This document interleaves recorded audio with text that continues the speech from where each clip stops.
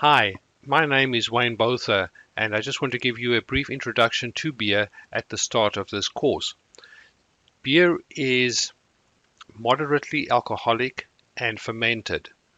These are two important distinctions to remember as we place beer in the spectrum of other alcoholic beverages. So let's go through them. Beer is approximately 4 to 8% alcohol by volume. And I want you to think, why would beer be in this range compared to the other beverages available, such as distilled spirits or concentrated alcoholic beverages? The second beverage I want to just use to put beer in perspective is white wines. Now think about white wines. Where would you typically drink a white wine? Who typically drinks it, and what foods do you normally associate with a white wine? Now, white wines are around 11% alcohol by volume. And so I'd like you to think, why would it be at 11% alcohol by volume in contrast to beer and in contrast to red wines? Now let's talk about red wines. Red wines are typically 13% to 14% alcohol by volume.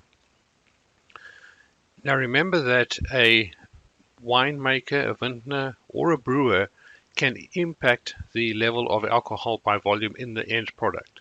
They can add more sugars to have yeast ferment them out, which will increase the alcohol volume.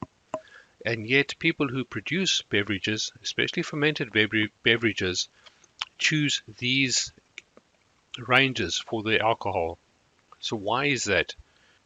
Think about where the product is used and consumed, and then try and explain to yourself, why would it be that alcohol level and not something else? And then finally, the other one I like to contrast beer with is Super Tuscans. So Super Tuscans are a red wine kind of in their own category and for a very specific purpose. Super Tuscans are usually 16-17% alcohol by volume. Kind of think, where would you use a Super Tuscan? Or Google, what's the difference between a red wine, typical red wine, and a Super Tuscan, and what a normal pairing is for each of these wines. So I'm going to wrap it up there.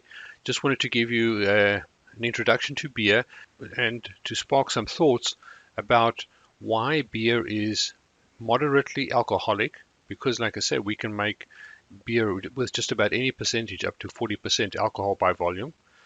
And then just to point out that beer is fermented, which is in contrast to other procedures such as concentrating alcohols or distilling alcohols. And so with that, I want to wrap up this introduction to beer, and hopefully you now have a framework to see how beer slots in amongst all other alcoholic beverages. Thank you.